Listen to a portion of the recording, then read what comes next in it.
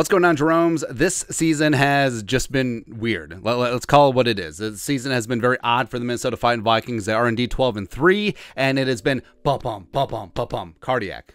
Maybe I should have some decency. Zip up. It's early in the morning on Tuesday. But the Vikings 12-3, 11-0 in single-score games. And remember, so the Lions were leading the Vikings by 8.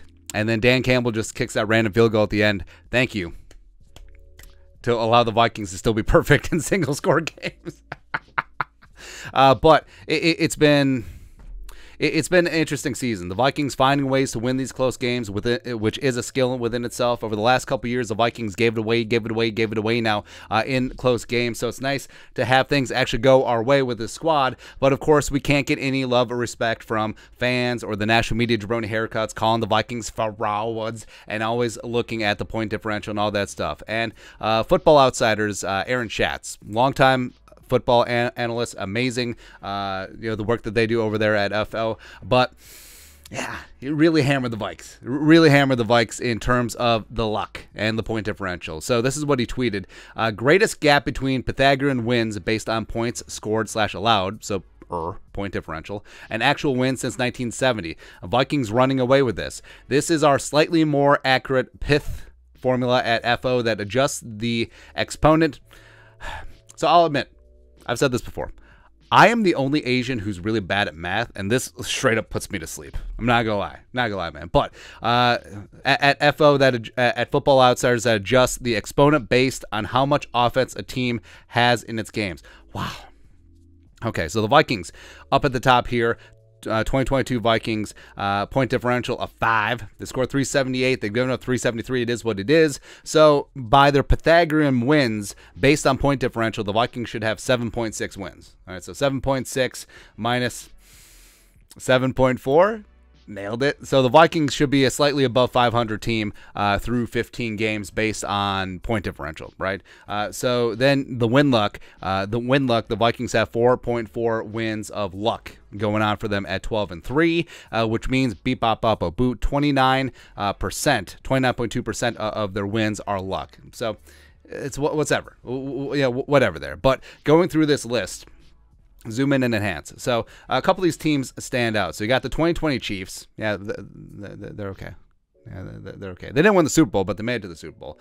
Then you have the 2012 Indianapolis Colts, Andrew Luck's rookie year. That was a season where Chuck Pagano, unfortunately, was diagnosed with cancer. BA took over. Bruce Arians, BA, took over as interim head coach, and they kind of had a magic carpet season. So it's understandable there. They had a negative 30 point differential. Also, look at the 92 Colts. They went 9-7, had a negative 86 point differential, which is kind of crazy, man. But then you got the 2004 Steelers, who lost in the AFC title game against the Patriots. Yeah, Patriots won Super Bowl that year. Whatever. But I want to point. All right, so also you have the 2020 Cleveland Browns. Stefanski's first year, they went 11-5.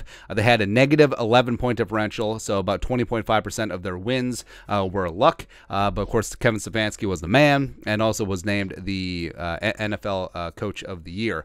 2019 Green Bay 13-3. Oh yeah, no one points out. Oh yeah. But notably, I want to talk about the 76 Oakland Raiders. So they won the Super Bowl. Yeah, 76 Raiders won the Super Bowl, 13-1, have a point differential of 113, and beep bop up a boop through their math. They had the Raiders at just over 10 wins, so 20.8% of their wins were considered luck, using Football Outsiders metrics in this spot. Now the Raiders, like we said, they won Super Bowl 11, and they beat. Doesn't matter. They beat someone in the Super Bowl. Really does not matter for our argument in this spot. But looking at the Vikings point differential, it has been weird, right? Because when the Vikings lose, they lose. All right, so they lost by 17 to the Eagles week 2. They got their asses kicked. It is what it is, by 37 week 11 against the Cowboys. Now, that game got out of hand in a hurry. I mean, that game was basically like the Colts game, but without a comeback. It was. And then the Lions allegedly beat the Vikings by 11. Awesome. Cool. All right, so the Vikings have 3 bad losses, only 1 double-digit win, week 1 against the greasy grimy Green Bay Packers, where they triumphed by 16, and the rest have been single scores. Like we said, 11-0 in single-score games. Now, that That doesn't add up quickly, especially when you have that Cowboys game in there. So all the Vikings have to do is just beat the Packers by 150, and then we'll get rid of all this point differential talk. It'll just go out the window. But like we said, it really doesn't matter. The Vikings are still the 2 seed. At the end of the season, say the Eagles lose out. They lose their last 2 games against the Saints and the Giants. The Vikings win out. They beat the Packers and the Bears. Vikings are 14-3. Eagles are 13-4. Guess what? Point differential does not matter in that situation. Guess who's the 1 seed? Ooh, numero uno. That's right, Vikings. That's right, man. So I do think that this whole point differential thing, again, when have you ever heard about point differential being brought up? Very rarely. Like, this seems like the first season it's really come to the forefront in the national media with all the analytics people. In fact, I actually want to say that the analytics community, I feel like they're in a chemistry lab just cooking up new and proprietary stats to show that the Vikings suck, just so it fits into the narrative. And we're calculating things. Shut up.